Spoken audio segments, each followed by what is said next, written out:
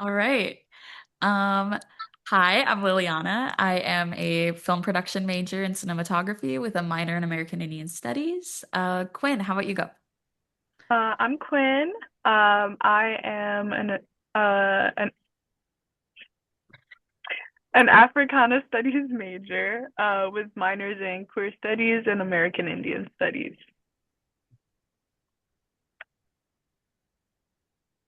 Andy? I'll go next. Okay.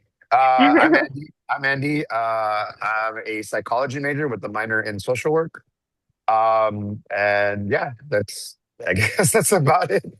And I go. I guess. So, do I say what I got from the reading, or do we just introduce Pass ourselves? it on to Julia real Julia, you're next. Then you're next, Hi Julia. guys, my name is Julia. My major is philosophy, and we are excited to give you guys this podcast about chapter four. Liliana will first start with, and then whoever wants to go next could go. Yeah. Sounds good.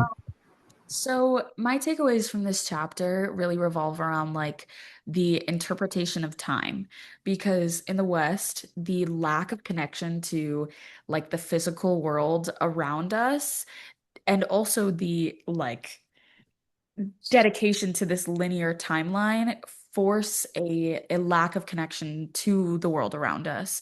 Whereas when we look at American Indian methods of time and understanding the environment, the creatures around us, the nature around us, it grounds us in the world that we currently live in. We're not living just for a kind of like possible heaven. We're living in this world to live in this world. And I think that within this chapter, that is what I was able to really take away from it. Who wants to go next? I'll go Uh, next. oh, You want to go, Julia? Go ahead. yeah. Um, so what jumped out to me was simply like how different priorities were. Going back to Western culture is obsessed with history and what came before progress, what's next on the horizon. And focusing on our chapter, Delora points out for many American Indian culture that land is central, particular places. I also found that interesting because it takes religion out of the spiritual or like the ceremonial and puts it into actual places. And it also made spirituality feel more interconnected with daily life than some like idea or practice. I also wanted to share about learning about the argument and change of view in religion and culture, because mainly I realized how Western have been viewing all religious practice under one aspect of beliefs or historical tradition. It never occurred to me that location and geography play such large roles. It made me realize that your religion is not something universal and unchanging. It can be shaped by your surrounding and relationship to the land. So I would say it changed how I view spirituality as well. Um, I wouldn't say that it changed my perspective in whole. However, it did open my eyes to understand that there are other ways to perceive religion that we don't typically encounter.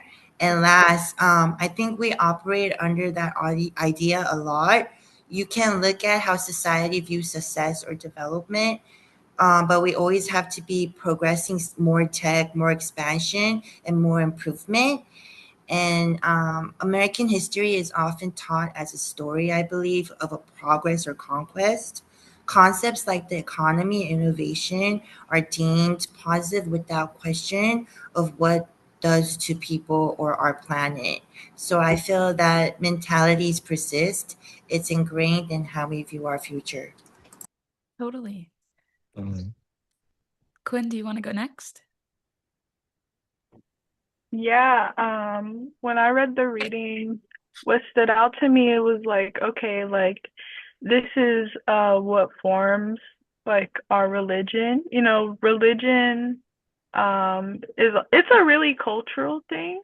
And I like that the reading goes into explaining that and really like painting that picture like yeah, like the religion of a people is shaped by what do they value? You know, if indigenous people value land and space and the land that they occupy, then their religion and our practices are going to reflect that. Whereas like Christianity has a different take, you know, um, especially when we look at like the history of Christianity, which like she doesn't go too much into the racial, like, you know, like historical context of, you know, how Christianity became came to be and like what Western, you know, how, you know, when we look about how Christianity ended up in the West in the first place. But I do think she understands um a lot of like the sociology behind Christianity. Absolutely. Yeah. My turn. Mhm. Okay, what I got from the reading, so the reading for me was at first a little complex because you kind of have to dive deep into what Vine Deloria is actually talking about. But the whole notion of time and space, like from one of the readings, it says here, space generates time, but time has little relationship to space. And the Mhm. whole concept of like space within our universe or within this planet Earth is like the notion of religion and how different lands and different areas and different spaces practice religion in a different way. So not everyone's practicing Christianity, not everyone's practicing Judaism. You know, some Native Americans practice spirituality, and so that I took away from that it's all a mindset, and that everything comes within the land, and everything is about. We all share this world, this land, and that for the most part, people historically Christianity has a deep history, and then that history kind of aligns with what goes on within the native people and how it affects them and how like they have to share the land with these people religiously and physically.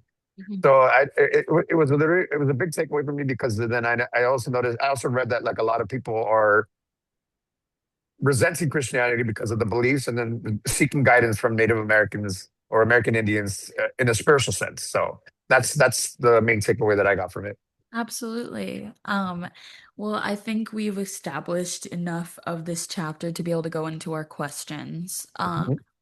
My first question starts with a quote. So, the very essence of Western European identity involves the assumption that time proceeds in a linear fashion. Further, it assumes that at a particular point in the unraveling of this sequence, the peoples of Western Europe became the guardians of the world. How does the comprehension of time affect how people intake indigenous understandings of historical concepts, ideas, and events? How does having knowledge of the way we view time in comparison with the West change the way our culture behaves? I'm really curious to hear you guys' input. Yeah.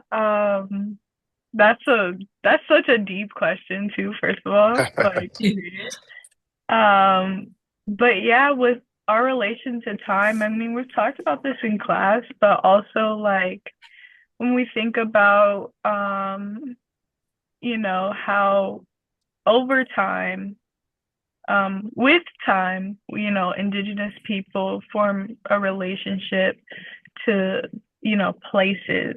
And so, um, over time, I guess, you know, you can see how the land changes and um, how time is like kind of this positive, thing that has always, you know, had a relationship to us and what we do, uh, as opposed to, you know, Western linear time. You know, it might be like, okay, I planted a bunch of seeds. You know, what's it called? What's the type of gardening called where it's all one crop? Harvest or Nah, it's no, like it's a method of gardening. I Mhm. don't know. I'm not a gardener. But I Um, get what you're saying. Yeah. yeah. Let me look it up. Yeah, take your If time. anyone You're all wants good. to, yeah, I'm Yeah, gonna look that absolutely. up. How about you go? In regards to time, I think how we acknowledge time actually shapes how we see the world. In Western society, time is usually seen as something linear, like there's a past, present, and future, and we're supposed to be moving forward. That leads to this focus on progress, achievement, and constantly improving things. But Delora is pointing out that when you focus so much on time, you can kind of lose connection to place. Like everything becomes what's next instead of where you are. Right. In contrast, when cultures focus more on place, like many American Indian traditions, the emphasis is more on relationship with the land, with the community, and with the environment. It's less about rushing forward and, more about staying connected and balanced. So basically, the way we think about time influences whether we prioritize progress and change or connection and stability. Absolutely. Yeah, Mm. I agree. I agree with Julia as far as like, so in a sense of time and space, obviously space doesn't affect time, but time affects space because, as time goes on, the space changes, the land changes, the land is constantly changing. So that time is not affected by space in that Yeah, essence. So that, Yeah, that's what yeah, I was yeah, getting at. Like time and space, they have a relationship. just shit. absolutely. But Whereas one is more. I want to say, what's the word? Sorry, I didn't mean to interrupt you, Quinn. Go ahead. no, no, you're good. We're riffing. Yeah, Yeah. I was gonna say, yeah, time and space have a relationship in a way that, like, in like a linear version of time, it's like it's less involved per se, if yeah, that makes sense. Right. yeah. So it makes total sense. Yeah, Absolutely. because it's like as time goes on, like I said, the land's constantly changing, but the land constantly changing won't affect time. Time will still proceed no matter what, whether we're here or not, and whether the land is still the same or is constantly changing. So space has no effect on time, but time will continue to go on no matter what. Um, So, and I think that was crucial for the fact that like as most of you mentioned, the fact of history and the historical events of the land that plays a part with time as well, because I feel like time leads to history, and then that's where we look back and like, hey, we reflect on the land basically, and how everything's been affected between us and the land.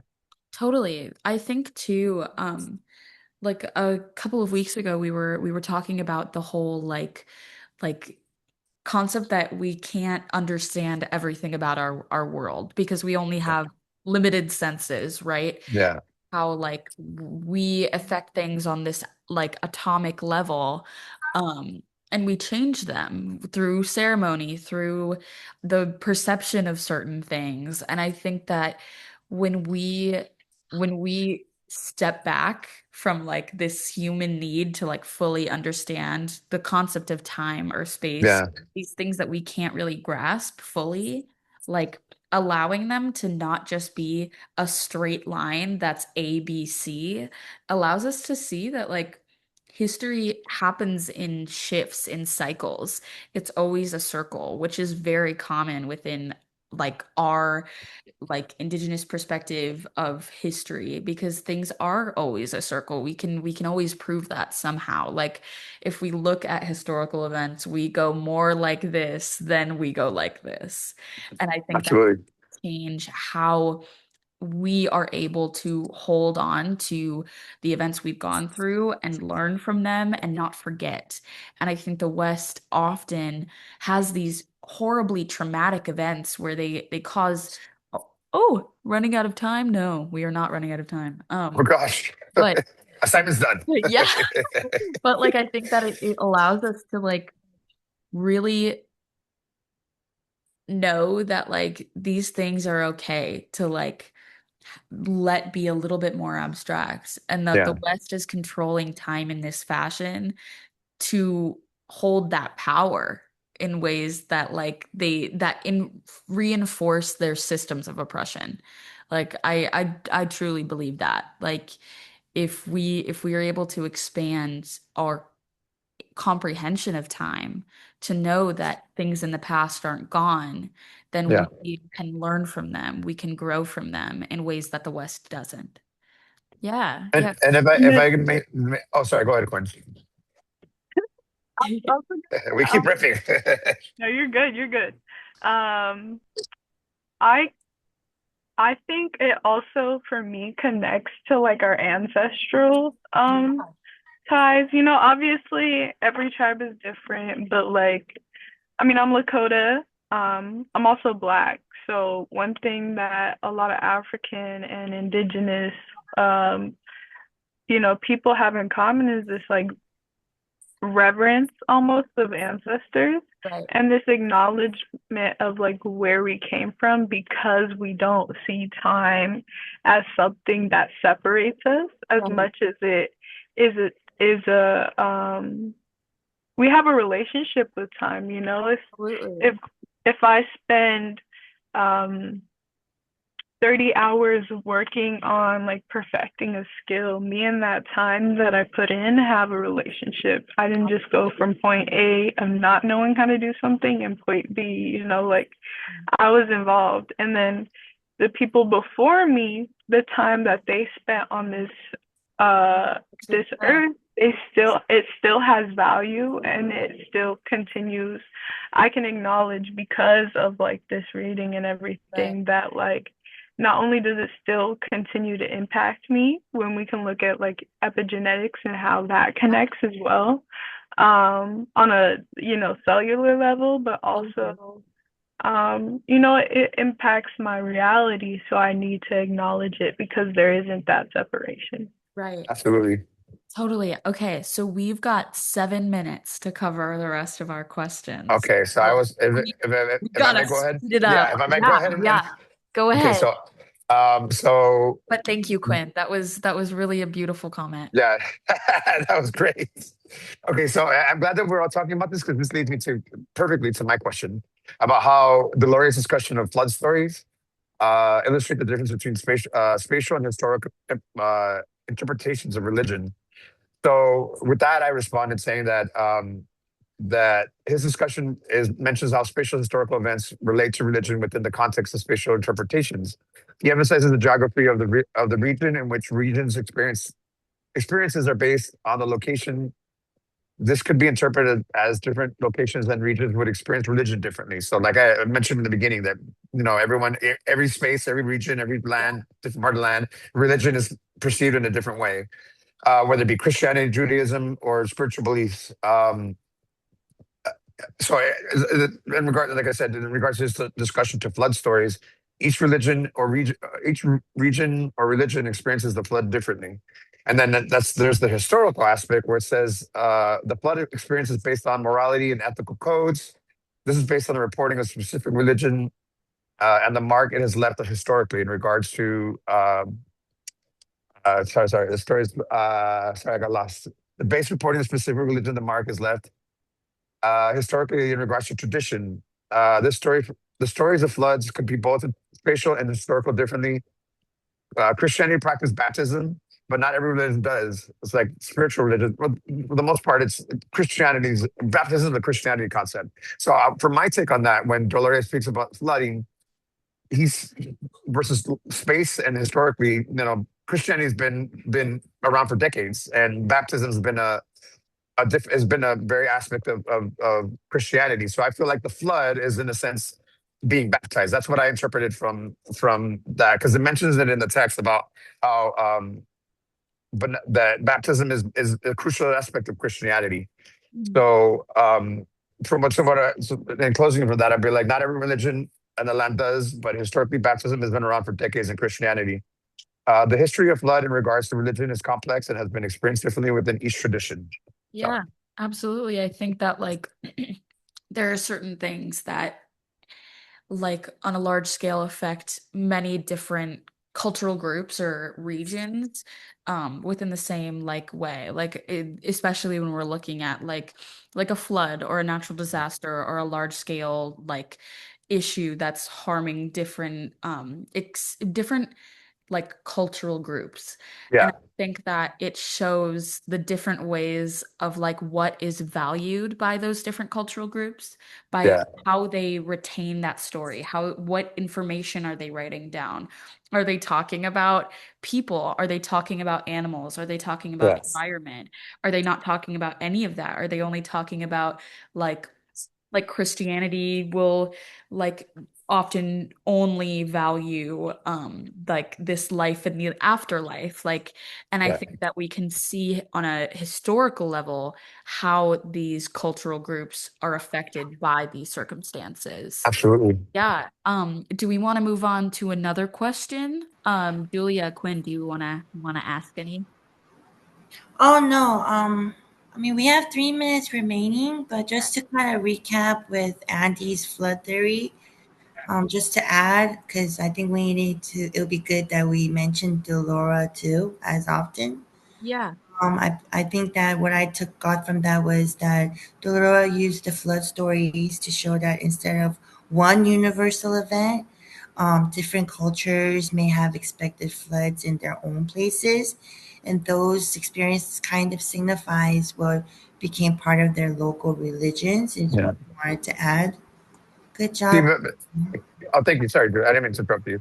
The takeaway I got from the flood stories is I saw it metaphorically or like spirit, like in a sense that I don't know, because in the reading it mentions baptism, so that's when it, water, involving water baptism. That's what I got from the flood stories. But that's a good take on it too, Drew. I'm glad you mentioned that, because it's every natural disaster is experienced differently in different locations as well. So whether it be an actual event or a metaphorical event, it can be taken in both concepts. So, but I have one more question. If you want me to go with one more question, Quinn, or some, do you want to ask a question before we end? I want to make sure that we get time to hit everybody. yeah, I mean, no, I'm pretty good. I think my question is like less about the text specifically and more about um like with land and our like indigenous relations to land. How do y'all think, like, do y'all think there's like other ways, like other concepts that would impact different religions? I don't know you guys' like knowledge on religions. well, but for example, oh, sorry, go Oh ahead, no, go Julia. ahead. Like I was going to mention, like different religions, like for example, the aspect of spatial, and of course, religion. Like take a look at the Bible Belt. Like people within the South in the Bible Belt, Christianity is a very heavy thing as opposed to like Western culture or even Eastern culture. It's more like I would say it's not as strict or not as imposed upon as far as Christianity in the Bible Belt in the South, where it's where like everybody goes to church every Sunday. But in the Western and Eastern, so that's the take I got away from it is land, but in spatial context, the land religion is experienced differently in different regions. Basically, Yeah. not every land, not every space and time or every space is is experiencing religion. Totally. And also just to really quick connect it to another source, there was a quote that I pulled from Land is Pedagogy by Leanne Simpson, where she says, resurgence of indigenous political cultures, governance, and nation building requires generations of indigenous people to grow intimately and strongly connected to our homelands. And as someone who was raised with my traditional tribal teaching, like I I hold so tightly to that because of how much it was tried to be pulled away from us, tried to be beaten out of us. And I find that like that affects how I view other religions because I think that the core of religion should be like philosophical and spiritual thought and not people control. And so I hold very strong feelings